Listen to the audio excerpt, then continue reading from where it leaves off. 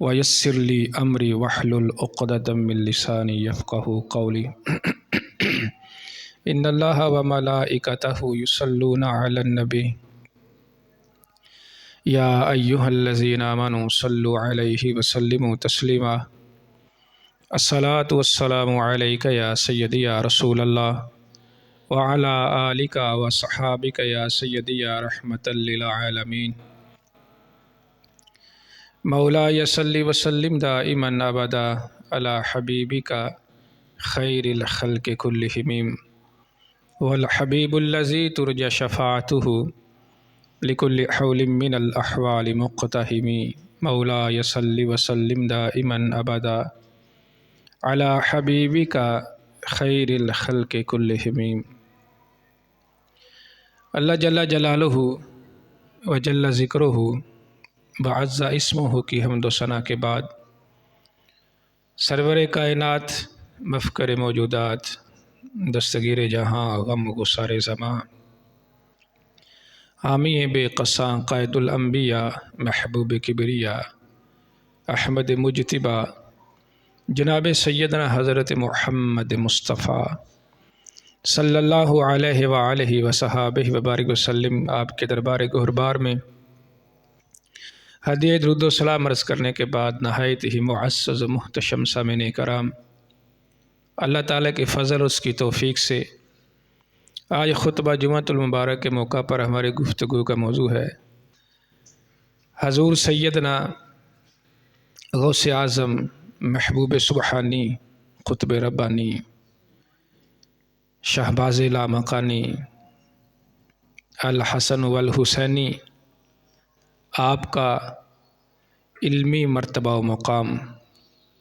اللہ جل جلالہ سے دعا ہے کہ خالق کائنات ہم سب کو حضور سیدنا غوث اعظم رضی اللہ تعالیٰ عنہ آپ کی تعلیمات پر عمل کرتے ہوئے اپنی زندگی بسر کرنے کی توفیق عطا فرمائے۔ جس طرح آپ نے اپنے شب و روز اس دنیا فانی میں رہ کر گزارے، اللہ تعالیٰ ہم سب کو بھی اسی طرح اپنے شب و روز گزارنے کی توفیق عطا فرمائے، اور خالق کائنات ہم سب کو اپنے محبوبوں کے ساتھ محبت کرتے ہوئے اس دنیا میں رہ کر ان کے زیر سایہ زندگی بسر کر کے اور ایمان کی سلامتی کے ساتھ ہمیں یہاں سے گزرنے کی توفیق عطا فرمائے۔ حضور سیدنا غوث اعظم رضی اللہ تعالیٰ عنہ آپ کا شمار ان اللہ کے ولیوں میں ہوتا ہے کہ جن کے اوپر اللہ تعالیٰ نے اس کائنات کے جتنے بھی راز تھے وہ اللہ نے حضرت غوث اعظم رضی اللہ تعالیٰ عنہ پر ان کو آشکار کیا۔ اب بہت بڑی ہستی حضور سیدنا غوث اعظم کی گزری ہے، تو ہمارے معاشرے میں اس کی لیڈ ذرا دبا لو۔ حضور سیدنا غوث اعظم رضی اللہ تعالیٰ عنہ کے متعلق 11ویں شریف کا چرچا آپ کو نظر آئے گا، لیکن اصل جو مقصد تھا حضور سیدنا غوث اعظم کی زندگی مبارک کا، اس کی طرف بڑے تھوڑے لوگ گئے اور بڑے تھوڑے لوگوں نے وہاں سے رہنمائی حاصل کی۔ اللہ جل ذکرہ نے ارشاد فرمایا ہے انعم اللہ علیہم من النبیین والصدیقین والشہداء والصالحین وحسن اولئک رفیقا۔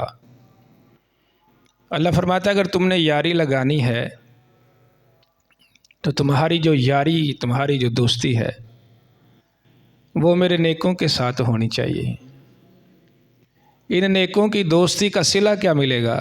وَحَسُنَ أُولَٰئِکَ رَفِیقًا، یہ ایسے دوست ہیں، اللہ فرما رہا ہے، اللہ رب فرماتا ہے، یہ کوئی عام بندہ نہیں کہتا۔ اللہ کہتے ہیں ان کی دوستی ایسی دوستی ہے کہ ان جیسی دوستی میں نے پوری دنیا میں کسی کی رکھی نہیں ہے۔ تو جنہیں رب کہے انہیں اپنا دوست بنا لو، ان کے دوست بن جاؤ، ان سے تعلق اپنا قائم کر لو، آخر اس میں کوئی وجہ ہے جس کی وجہ سے رب اپنے بندے کو کہہ رہا ہے بندہ تو میرا ہے، لیکن تیرے دل میں جو محبت ہے، پیار ہے، وہ ان میرے نیک بندوں کا ہونا چاہیے۔ پھر رفیق اس لیے کہا کہ جو ایک بندہ ہے اس کے جو دوست ہیں، نبی پاک علیہ السلام نے فرمایا بندہ اپنے دوست کے مذہب پر ہوتا ہے۔ تو اللہ کے نبی، شہداء، صالحین،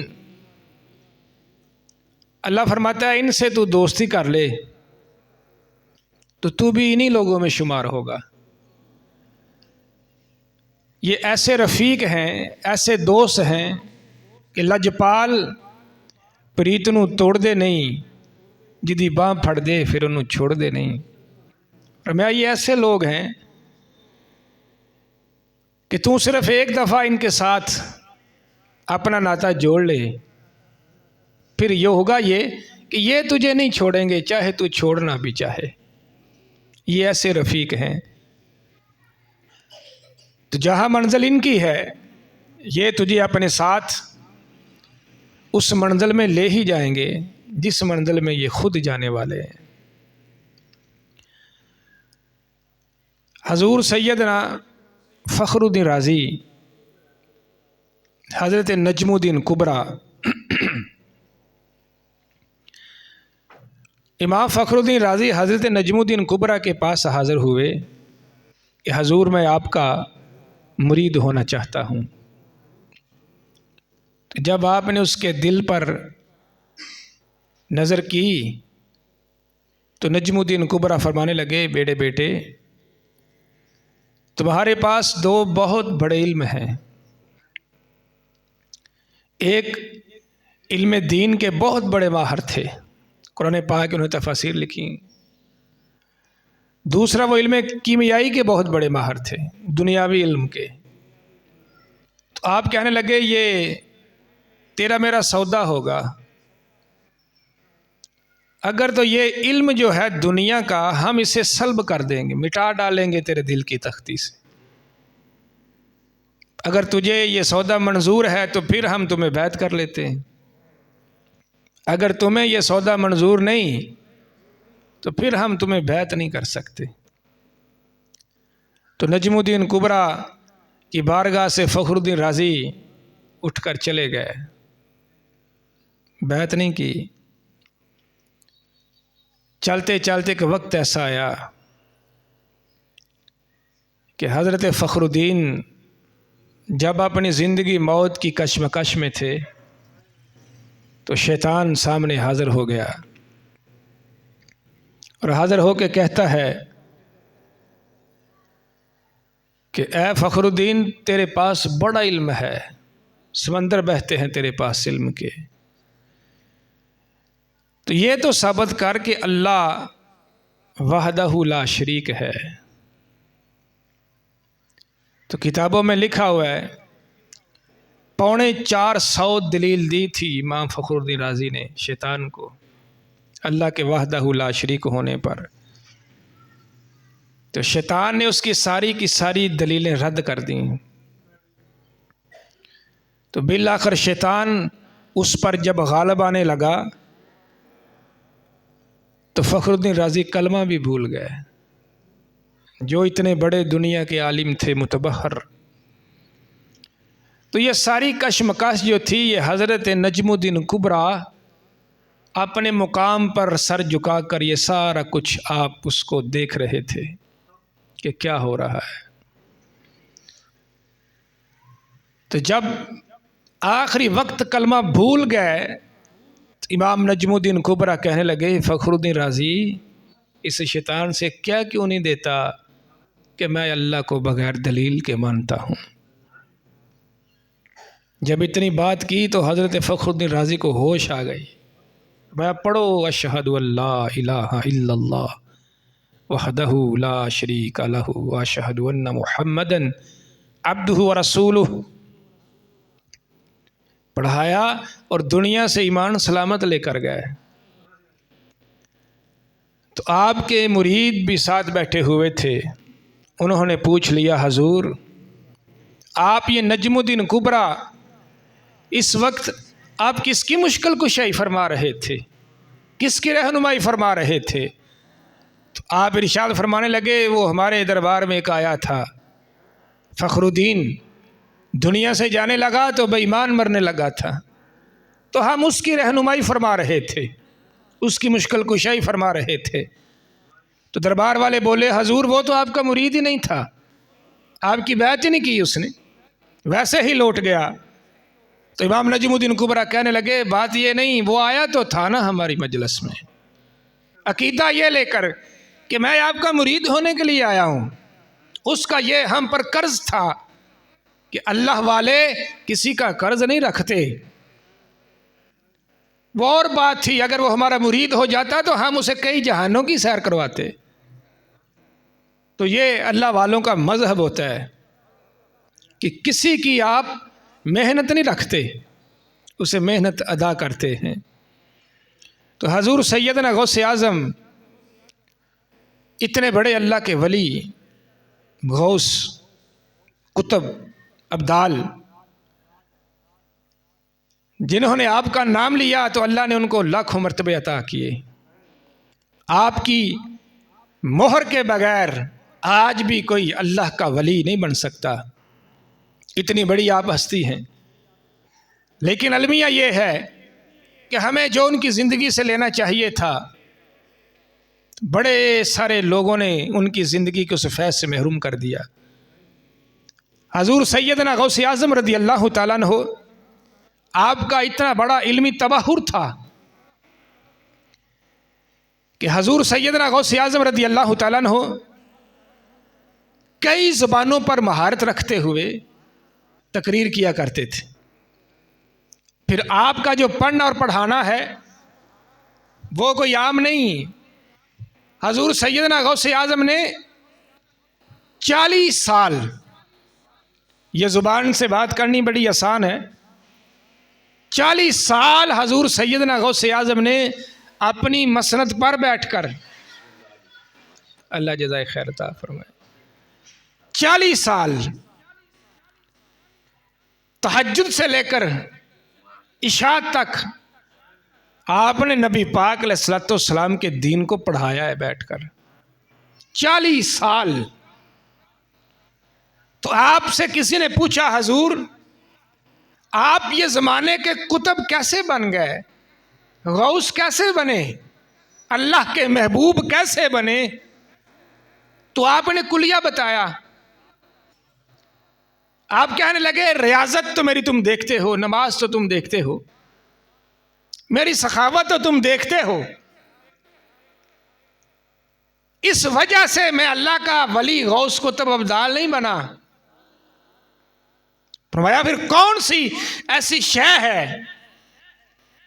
کہ جو آپ کو مرتبہ غوثیت پر لے گئی؟ آپ کہنے لگے درست علم قطبا، میں نے جس دن سے نبی پاک علیہ الصلوۃ والسلام کے دین کو سیکھنا شروع کیا، اور میں اللہ تعالیٰ نے میرے اتنے درجات بلند کیے، کرتا گیا حتیٰ کہ میں حضور کا علم سیکھتے سیکھتے قطب بن گیا۔ یہ جو یارویاں ہیں، یہ جو لنگر ہیں، یہ کھانے پکانے سب بعد میں ہیں۔ حقیقت کیا تھی؟ حضور سیدنا غوث اعظم سے جب پوچھا نا آپ قطب کیسے بن گئے، آپ غوث کیسے بنے، ابدال کیسے بنے، آپ بتانے لگے لوگوں یہ بات یاد رکھنا کہ میں حلوے کھا کر اور میں اپنا پیٹ بھر کے جو آیا کھا گیا، جو ملا لے لیا. میں اس طرح اللہ کا غوث، اس طرح اللہ کا پیارا نہیں بنا. فرمایا جس وجہ سے مجھے یہ ولایت ملی ہے، فرمایا اس کے پیچھے یہ چیزیں نہیں، فرمایا اس کے پیچھے نبی پاک علیہ الصلوۃ والسلام کے دین کو سیکھنا ہے، حضور کے دین کا علم ہے کہ جس کو میں نے سیکھنا شروع کیا، اللہ تعالیٰ نے ابھی میرا وہ دین مکمل نہیں ہوا تھا، علم ابھی چل رہا تھا کہ میں علم کو سیکھتے سیکھتے اللہ تعالیٰ نے مجھ کو اپنا ولی کامل بنا لیا. تو آج کون ہے جو حضور سیدنا غوث اعظم کی ایسی چیزوں کو لوگوں کے سامنے رکھے؟ صرف ہمارے بر صغیر میں یہ چیز رہ گئی، بھائی غوث اعظم کی 11ویں دبا لو، 11ویں آ گئی، 11ویں کھا لو. یہ تو چیزیں کہیں دور جا کے ہیں. دیکھنا تو یہ ہے کہ جس بزرگ کی 11ویں کھانی بڑی آسان ہے، لیکن غوث اعظم کی زندگی پر عمل کر کے اس دنیا سے گزرنا یہ بڑا مشکل ہے. دیکھنا تو یہ ہے کہ ہمارے بزرگوں کے شب روز کیسے تھے. آپ کا جو علمی تباہر تھا اس کے بارے میں بڑے بڑے لوگوں نے باقاعدہ کتابیں لکھی ہیں. ایک آیت اور ایک روایت اور ایک واقعہ میں آپ کے سامنے پیش کرتا ہوں. حضرت شیخ جمال الدین ابن جوزی، یہ جو ابن جوزیہ تھے، یہ اللہ والوں کے بڑے خلاف تھے. باقاعدہ انہوں نے کتابیں بھی لکھی ہوئی ہیں. یہ اللہ والوں کے بڑے خلاف تھے اور ان کا عقیدہ کیا تھا اس میں؟ امام ابن جوزی کہتے تھے کہ کسی فقیر کی مجلس ہو، یعنی کوئی اپنے آپ کو پیر کہتا ہے، تو یہ لوگ قرآن اور نبی پاک علیہ السلام کے فرمان کا انہیں پتہ نہیں ہوتا، یعنی انہیں حضور علیہ الصلوۃ والسلام کی تعلیم کی خبر نہیں. یہ شمس الدین ابن جوزی کہتے ہیں کہ یہ کیسے ہو سکتا ہے کسی اللہ کے ولی کی مجلس بھی ہو اور اس وہ قرآن کا عالم بھی ہو، معاذ اللہ. یعنی اتنا ان کے دل میں یہ بات پختہ تھی، یعنی ان ولیوں کے پاس، ان فقیروں کے پاس انہیں قرآن پاک کی تعلیم کا نہیں پتا کہ قرآن پاک کیا شے ہے، حدیث کیا شے ہے. تو حضرت جمال الدین ابن جوزی، ان کے دوست سے حضرت ابو العباس، تو کہنے لگے، حضرت ابو العباس جو تھے وہ حضرت غوث اعظم کے مرید تھے. کہنے لگے یار ایسا کرو کہ تم ایک مرتبہ چلو، میں تمہیں یہ تو نہیں کہتا کہ تم کوئی اپنا عقیدہ بدل لو، چلو جس نے یاراں دے ہوندے نا، پھر میں چلو میری یہ تو بات مان لو، میرے ساتھ آؤ، ایک مرتبہ میرے پیر کی بارگاہ میں تو چلو. واضح و نصیحت کرتے ہیں. تو ابن جوزی کہنے لگے کیا آپ کے جو مرشد ہیں وہ قرآن پاک کو پڑھتے ہیں؟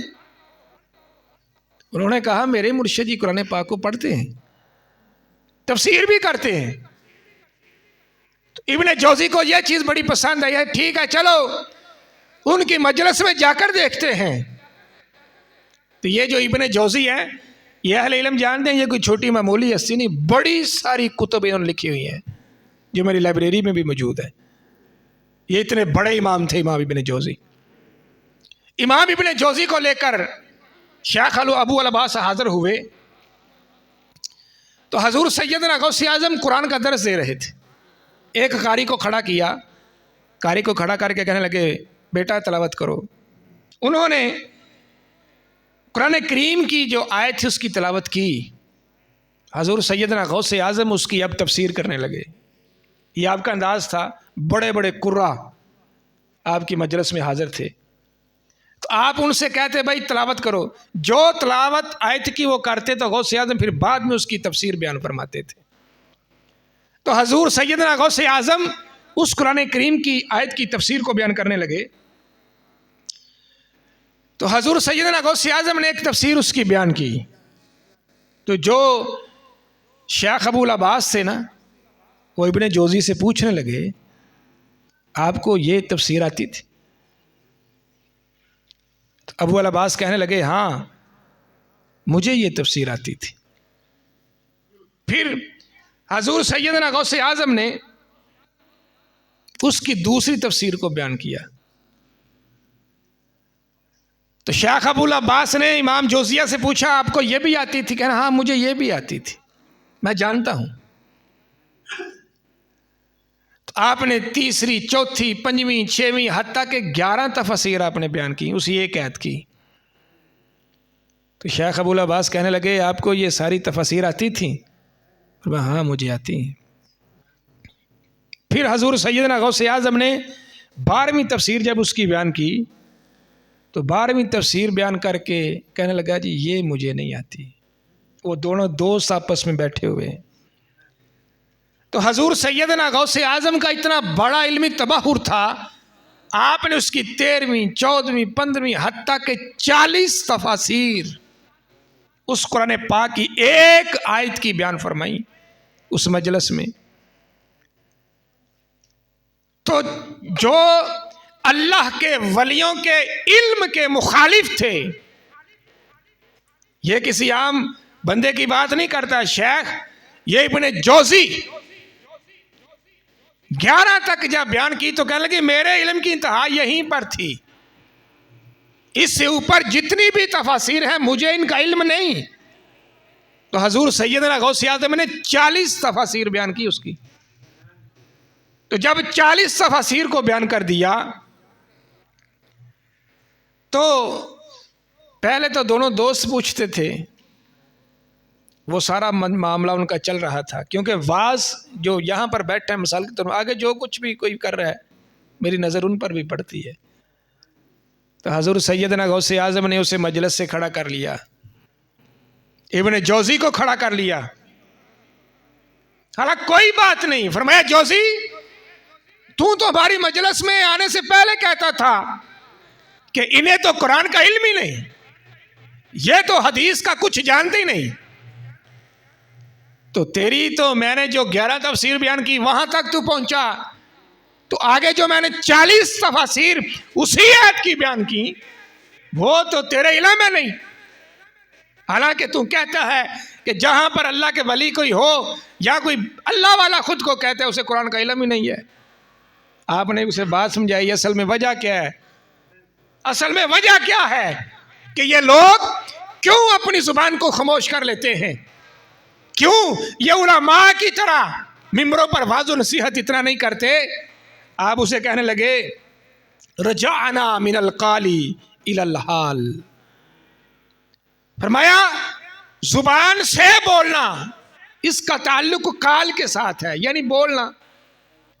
تو ہم پلٹ آئے، رجعنا الى الحال الى القال، ہم رجوع کر چکے ہیں، یعنی اب ہم زبان سے بولتے نہیں، اب ہم لوگوں کے حال دیکھتے ہیں. جہاں پر بولنے نہیں پڑتا ان آنکھوں سے لوگوں کے حال کو دیکھ کر پھر ان کو آنکھوں سے ہی وہ دوائی پلا دی جاتی ہے، جس کی وجہ سے اللہ تعالیٰ ان کے حال کو درست کر دیتا ہے. آپ نے جب یہ جملہ پڑھا رجعنا من القال الى الحال لا الہ الا اللہ محمد الرسول اللہ، ساری مجلس گواہ ہے.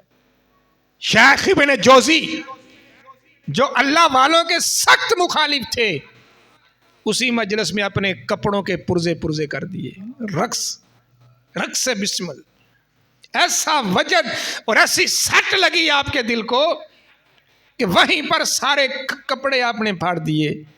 میں تو بڑی دور جا کے پڑا ہوا ہوں، حقیقت تو ساری اللہ کے ولیوں کے در پہ جھلک رہی ہے. یہی وہ وجہ تھی حضرت ملتان شریف کے وہ کوئی چھوٹی ہستی تو نہیں، ساری دنیا آپ کو جانتی ہے کہ شیخ شمس تبریز تو مولانا جلال الدین رومی رات کو خطاب کر کے آ رہے تھے، اور یہ خطاب پتہ کب آپ نے شروع کیا؟ عصر کے بعد۔ عصر کے بعد مولانا جلال الدین رومی نے خطاب شروع کیا تو تہجد آ گئی۔ کس پر بحث کیا آپ نے؟ والضحیٰ، صرف اس لفظ پر۔ مولانا جلال الدین رومی اس لفظ پر صرف آپ نے تقریر شروع کی، عصر کے بعد ملتان شریف کے شہر میں آپ نے تقریر کرنا شروع کی تو تہجد کر دی۔ تو لیکن انہیں پتہ نہیں تھا نا آج ہونا کیا ہے۔ جب وہ قریب سے گزرے تو وہ گلی جو تھی، وہ گلی حضرت شاہ شمس تبریز اس کی گلی میں آ کے کھڑے ہو گئے۔ تو آپ نے ایک جملہ کہا اسے، جلال الدین رومی بچوں پر کیوں ظلم کرتے ہو؟ آپ کے ساتھ بچے، اتنی سی بات کہی تو مولانا جلال الدین رومی نے دیکھا گزر گیا، پاگل ہے، پاگلوں دی گلاں تے غور نہیں کرنا چاہیے۔ تو یہی وہ امام ابن جوزی تھے جنہوں نے حضور سیدنا غوث اعظم کے بارے میں کہا تھا انہیں تو قرآن نہیں آتا۔ تو جب آپ اپنے حال سے کال کی طرف آئے، ایک آیت کی 40 تفسیر بیان کر کے اسی مجلس میں امام ابن جوزی کے سینہ ہی پھاڑ دیا آپ نے بیان کر کے۔ تو جب شیخ شمس تبریز رحمۃ اللہ تعالی علیہ نے اس کا پیچھا نہیں چھوڑا، فجر ہوئی پھر آپ نے گھیر لیا۔ میں نے تم سے پوچھا تھا بچوں پہ ظلم کیوں کرتے ہو، میری بات کا تو نے جواب نہیں دیا۔ یہ بات کرتے کرتے آپ اس کے مدرسے میں چلے گئے، تو پھر نہ بولے۔ آپ نے وہ جو ساری کتابیں تھیں اس کو بھڑکانا تھا نا، ساری کتابیں تالاب میں ڈال دیں۔ تو خیر وہ آپ نے کئی بار بات سنی۔ تو مولانا جلال الدین رومی کہنے لگے میں کتابوں، یعنی اتنے بڑے متبحر عالم دین کہ جن کی نگاہوں میں کوئی جچتا ہی نہیں کہ بھائی مجھ سے بڑا کوئی عالم ہو تو میں دیکھوں، مجھ سے بڑا کوئی عالم ہی نہیں۔ لیکن جب شاہ شمس تبریز سے ٹکرا ہوا تو آپ نے ایک بڑا زبردست جملہ بولا۔ آپ کہنے لگے مولوی ہرگز نہ شد مولائے روم۔ مولوی، آپ کو مولوی کہا کرتے تھے، آج تو مولوی کوئی کسی عام کو بھی کہہ لو وہی غصہ کر جاتا ہے، یہ تو کوئی معنی نہیں۔ مولوی کیوں آنا پہ بنو؟ مولوی کا معنی اللہ کی معرفت رکھنے والا۔ آپ کہتے تھے دنیا مجھے مولوی کے نام سے جانتی تھی کہ مولوی کہہ کر پکارتی تھی، لیکن جب شاہ شمس تبریز کی نظر پڑی تو آپ کی نظر کیمیا کا اثر کیا ہوا؟ مولوی ہرگز نہ شد مولائے روم۔ فرمایا آپ نے نظر ڈالی تو میں ایک فرد تھا، آپ کی نظروں کے نیچے آیا تو میں پورے ملتان شہر کا بادشاہ بن گیا، مولائے روم بنا دیا مجھے شاہ شمس تبریز کی ایک نظر نے۔ حالانکہ جنہیں ہم سمجھتے ہیں ان کے پاس قرآن کا علم نہیں، یہ حدیث کو نہیں جانتے، میرے پاس تو سارا قرآن کا علم تھا، حدیث کا علم تھا، لیکن مجھے بادشاہت حاصل نہیں ہوئی، دلوں کی حکومت کرنے والی بادشاہت، دنیا کی بادشاہت نہیں بیان کرتا۔ اور میں جب شاہ شمس تبریز کی نظر کے نیچے آیا کیا ہوا؟ مولا روم، فرمایا جدھر بھی اب کان لگاؤ تمہیں آواز آئے گی، ہر طرف سے مولانا روم روم ہو گئی۔ یہ وجہ ہے اللہ والوں کی سنگت کی۔ تو جب ہم نے صرف دیکھا ہی یہ ہو، لو جی غوث اعظم نے 11ویں دعانی تو 11ویں کھانی، یہ تو ایسے بندے پر 11ویں حلال ہی نہیں کہ جس نے حضور سیدنا غوث اعظم کی تعلیم کو سیکھا نہیں۔ ایک اور مسئلہ پیش ہوا طلاق ثلاثہ کا، یعنی ایک مجلس میں 3 طلاقیں۔ اب اس کی نوعیت کیا تھی مسئلے کی؟ اس شخص نے کہا اپنی بیوی سے کہ میں تمہیں 3 طلاقیں دیتا ہوں جب تک کہ میں ایسی عبادت نہ کر لوں کہ جو صرف پوری کائنات میں اکیلا عبادت کر رہا ہوں. یعنی مسئلہ پھر سمجھا دوں. وہ کہنے لگا کہ تجھے طلاق ہے. اپنی عورت کو اس نے کہا 3 طلاقیں ہیں تجھے. جب تک میں ایسی عبادت نہ کر لوں کہ جیسی عبادت کائنات میں کوئی دوجا آدمی نہ کر رہا ہو، صرف میں ہی کر رہا ہوں. تو پورے بغداد، عراق، جتنے بھی بڑے بڑے مراکز تھے، اس کا یہ فتویٰ گردش کیا پوری دنیا پر، لیکن اس کے مسئلے کا کسی نے جواب نہیں دیا. مثال کے طور پر اگر کوئی کہہ لو جی نماز عبادت ہے، تو وہ تو کون سا کوئی تم یہاں پڑھ رہے، پتہ نہیں کس کس جہان میں نماز پڑھی جا رہی. اسی طرح روزہ ہے، زکوٰۃ ہے، حج، کوئی عمل. تو یہ چلتے چلتے مسئلہ حضور سیدنا غوث اعظم کی بارگاہ میں پہنچا. بڑے بڑے متبحر علماء یہ مسئلہ لے کر آئے. آج ہمیں 11ویں کھانی ہے تو یاد ہے، لیکن آپ کا علم پڑھنا یاد نہیں. آپ سے پوچھا گیا حضور کیا فرماتے ہیں علماء دین اس مسئلہ میں؟ ایک بندے نے اپنی عورت کو 3 طلاقیں دے دیں بیک وقت، اور شرط یہ لگائی اس وقت تک تو میرے پاس واپس نہیں آ سکتی جب تک میں کوئی ایسی عبادت نہ کروں کہ جو پوری کائنات میں صرف میں اکیلا ہی عبادت کر رہا ہوں، دوسرا بندہ عبادت نہ کرے. تو پہلے یہ مسئلہ ذہن نشین کر لیں. یہ ایک ہی وقت میں، ایک ہی ٹائم، ایک ہی مجلس میں 3 طلاقیں دینے سے 3 طلاقیں واقع ہو جاتی ہیں. اگر ایسا نہ ہوتا تو یہ تو مسئلہ ہی غلط تھا. سارے علماء کہتے یہ تو تمہارا مسئلہ ہی غلط ہے. ایک ہی ٹائم میں 3 طلاقیں ہوتی نہیں. سب نے قبول کیا کہ واقعی ایک بار کہنے سے 3 طلاقیں ہو جاتی ہیں. تو قربان جائیں حضور سیدنا غوث اعظم کی فراست پر. آپ نے کہا اس بندے کو حرم کعبہ میں لے جاؤ، اور جو بندہ طواف کر رہا ہے اس کا طواف مکمل ہونے کے بعد اسے روک دو. یعنی وہ جو مطاف ہے نا کعبہ شریف کے گرد، اور وہ جگہ خالی کروا دو حرم کی، اور اس بندے سے جا کر کہو کہ تو تنہا کعبے کا طواف کر. کعبے کا طواف تو تنہا کرے گا تو کیا ہوگا؟ تیری بیوی تجھ پر دوبارہ حلال ہو جائے گی. یعنی نماز کا تو پتہ نہیں کہاں ہر کوئی پڑھ رہا ہے، قرآن، نماز، روزہ، زکوٰۃ، کوئی بھی ایسا عمل، پر میں عمل اس سے کیا کرواؤ؟ یہ کرواؤ اسے کعبے میں لے جاؤ. وہاں تو پتہ ہے نا کہ حج کون کر رہا ہے، طواف کون کر رہا ہے. جب یہ طواف کرنے لگے تو سارے لوگوں کہہ دو بھائی رک جاؤ ذرا، اس اکیلے کو طواف کر لینے دو. حضور سیدنا غوث اعظم نے دوسرا لمحہ ہی نہیں آنے دیا، اور میں جا کے طواف کر، اللہ کے فضل سے تیری بیوی تجھ پر حلال ہو جائے گی. یہ آپ کا علمی تبحر تھا کہ جو مسائل دوسروں سے نہ سلجھے، آپ نے ایک لمحے میں سارے مسائل کو سلجھا دیا. تو حضور سیدنا غوث اعظم آپ کے عقیدے کے اعتبار سے بھی، یہ ساری آپ کی کتابیں ایک نہیں، آپ نے کئی کتابیں لکھی ہوئی. اس کتاب کا نام ہے سر الاسرار. سر کہتے ہیں رازوں کو. یہ کتاب اگر آپ اللہ کرے کوئی پڑھنے والا یہ پڑھے نا، تو یہ کتاب اسے آپ پڑھنے لگیں تو یہ آپ اس کو چھوڑیں گے نہیں. مثال کے طور پر جب تک یہ پوری نہ ہو جائے، آپ کو سمجھ آئے یا نہ جائے. اللہ کے ولیوں کی تاثیر آج بھی کتابوں لفظوں میں موجود ہے. آپ نے اس کی 24 فصلیں بیان فرمائی اس کتاب میں، 24 فصلیں. تو آپ نے جہاں سے اس کتاب کی ابتدا کی، آپ کہنے لگے فی بیان الابتداء الخلق کی، اس کائنات کی ابتدا کا بیان، کہ یہ کائنات مارز وجود میں کیسے آئی، اللہ نے اس کو پیدا کیسے کیا، اور اللہ نے اس کو پیدا کس سے کیا.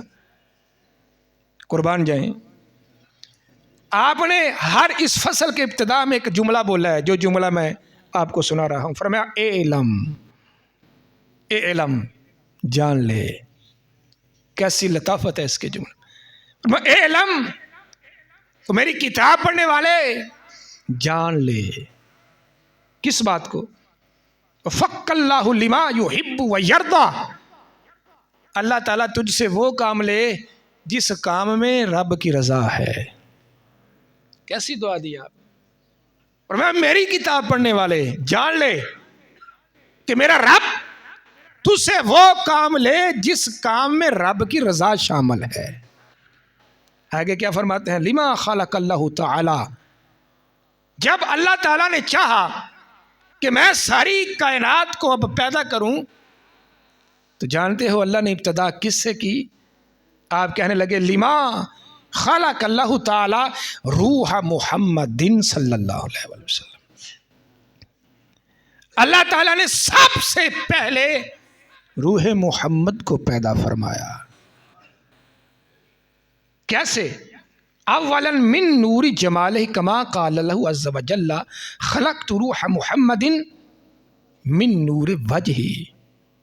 اللہ تعالیٰ نے اپنے چہرہ مبارک کے نور سے، یعنی ایک تو ہم پر یہ اعتراض کیا ہے کہ تم کہتے ہو کہ نبی اللہ کا نور ہیں.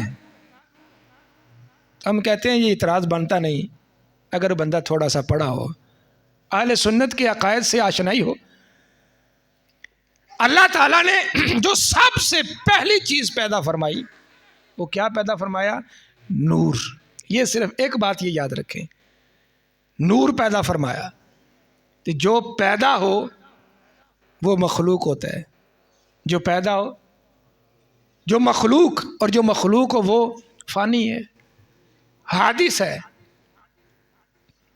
اللہ تعالیٰ نے مخلوق کے اعتبار سے سب سے پہلے جو مخلوق پیدا کی وہ مخلوق نور تھا. پھر اس سے اللہ تعالیٰ نے جسے وجود دیا سب سے پہلے وہ روح محمد تھی. اعتراض تو مٹ گئے. ہمارا ہرگز مطلب یہ نہیں کہ نبی پاک اللہ کے جسم کا کوئی ٹکڑا ہے نعوذ باللہ، یا اللہ کا جو ذاتی نور ہے، ہمارے نبی وہ ذاتی نور ہے نعوذ باللہ. اللہ کے علاوہ جو کچھ بھی ہے وہ سب فانی ہے. اللہ تعالیٰ ازلی ہے، ابدی ہے، غیر حادث، غیر فانی ہے. تو یہاں پر شیخ عبد القادر جیلانی فرمانے لگے کہ جب ہمارے نبی پاک علیہ الصلوۃ والسلام کے نور کو رب نے پیدا فرمایا، پھر کیا کیا؟ ما خلق اللہ نوری اول ما خلق اللہ القلم. پھر اللہ تعالیٰ نے قلم کو پیدا فرمایا. پھر آپ فرمانے لگے کہ یہ جو ساری چیزیں ہیں نا، یعنی اگر تم کہو اللہ نے پہلے قلم کو پیدا کیا، اللہ نے نور کو پیدا کیا، اللہ نے حجر شجر جو کچھ بھی پیدا کیا، فرمائے ان سب کے پیچھے جو اصل ہے وہ میں آپ کو اس طرف لے کر آنا چاہتا ہوں. آپ کہنے لگے خلاصۃ الاقوانی، خلاصۃ الاقوانی اول الکائنات. اس ساری کائنات کی جو اول ہے، اس کا مارز وجود میں آنا، یہ سارے کا سارا محمد مصطفیٰ کے نور کی جلوہ گری ہے. فرمایا یہ سب کچھ ہمارے حبیب کے نور کا اللہ تعالیٰ نے یہ کرم اتنا کیا کہ جس سے ساری کائنات اللہ تعالیٰ نے مارز وجود میں لے آیا. تو دوسرے مقام پر آپ جو علم کی بات کرتے ہیں اسی کتاب میں یہ چیزیں بڑی ضروری ہیں. آپ نے جب علم کی بات کو بیان فرمایا، آپ کہنے لگے فل علم، جو علم ہے نا، علم منزل علینا علمانی. اللہ تعالیٰ نے ایک علم نہیں نازل فرمایا. اللہ تعالیٰ نے کتنے علم عطا فرمائے؟ آپ فرماتے ہیں علمان، دو علم اللہ نے نازل فرمائے، ظاہراً و باطناً، ظاہر اور باطن کا علم. آگے یعنی الشریعۃ والمعرفہ، ایک علم کا نام ہے شریعت، تو دوسرے علم کا نام کیا ہے؟ معرفہ، اللہ کی معرفہ. امر بالشریعۃ علی ظاہرنا بالمعروف. فرمایا علم شریعت یہ ہے جس میں نماز ہے، روزہ ہے، زکوٰۃ ہے، حج ہے، مسائل ضروریہ ہیں. اگر تو ان چیزوں کا ہی پابند نہیں اگر تجھے نماز روزے زکوٰۃ کی اصلیت کا علم نہیں، فرمایا تجھ سے بڑا کذاب اور جھوٹا کوئی نہیں کہ دعویٰ کرے کہ میں نے تو کلمہ پڑھا ہوا ہے، فرمایا تیرے اس کلمے کا اعتبار نہیں، رب نے علم نازل کیا آؤ اس کی طرف، اور تم کہتے ہو میں اس کی طرف آنے والا ہی نہیں ہوں۔ دوسرے علم کا آپ اظہار کیا فرماتے ہیں؟ آپ فرماتے ہیں علی باطن ینتج من اجتماعیہا، فرمایا جب یہ دونوں علم ہونا، علم معرفت اور علم ظاہر اور باطن، تو پھر رب کی معرفت حاصل ہوتی ہے۔ آگے آپ نے جو مثال دی اس مثال کو بیان کر کے اپنے موضوع کو مکمل کرنے کی طرف آتے ہیں۔ آپ فرمانے لگے علم الحقیقتی، جو حقیقت کا علم ہے، کالشجرۃ، یہ درخت کی طرح ہے۔ کس کی طرح ہے؟ درخت کی طرح ہے۔ کیسا درخت؟ والاوراق، جس کے ساتھ پتے ہیں، یحصل من ثمرۃ، اور جس کے ساتھ اس کے پھول ہیں، اس کا پھل ہے۔ کما قال اللہ تعالی، آگے آپ نے دلیل قائم کی، آپ فرماتے ہیں اللہ تعالیٰ فرماتے ہیں مرج البحرین یلتقیان بینہما، جب اللہ نے علم کا بات بیان کی تو اللہ نے ایک علم کا اظہار نہیں کیا، فرمایا اللہ تعالیٰ نے دو علوم کا ذکر فرمایا، ایک علم ظاہر، ایک ہے باطن۔ اگر تو نے شریعت کا علم سیکھا، فرمایا پھر بھی تو نامکمل ہے۔ اگر صرف وہ تو بات دوسری علم کی تو آگے ہے کہ کیسے پتہ چلتا ہے کہ اللہ کی معرفت کیا ہے، فرمایا جب تو علم شریعت میں ہی ناکام ہے تو تو آگے بڑھ ہی نہیں سکتا۔ تو جیسے آپ نے یہ ساری باتیں بیان کی نا کہ درخت تو اب لگ گیا، یعنی جو تیرا وجود تو اب بن گیا، اب اس پر جو پھول ہے، پھل ہے، وہ ہے تیرا علم۔ اگر تو نے علم ہی نہیں سیکھا تو پھر تیرا درخت تو بالکل ایسے ہے جیسے وہ مردہ تھا۔ تو اب جس زمانے میں ہم ہیں، ہمارے زمانے کے صوفیاء یا ہمارے دور کے جو پیر ہیں، اگر آپ انہیں دیکھیں تو میں یہ دعوے سے کہتا ہوں، یہ جو اکثریت ہے، بڑے تھوڑے لوگ ہیں ایسے، میں سب کی بات نہیں کرتا، کہ جو کامل ہیں وہ کامل ہیں، لیکن اکثریت اب ایسی ہے کہ جسے نماز تو بڑی دور کی بات، اسے استنجا جو طہارت ہے اس کے مسائل پورے نہیں آتے۔ تو لیبل کیا لگا ہوا ہے؟ اب پیر پر تو لوگ ٹھہرتی نہیں، پیر کے ساتھ کیا کیا القاب لکھے ہوئے۔ تو آپ کو صرف میں یہ بات اس لیے یہ بتا رہا ہوں، حضور سیدنا غوث اعظم آپ نے 40 سال، آپ کے بیٹے ابو یحییٰ بیان کرتے ہیں 40 سال آپ نے عشاء کے وضو کے ساتھ نماز فجر کو ادا فرمایا ہے۔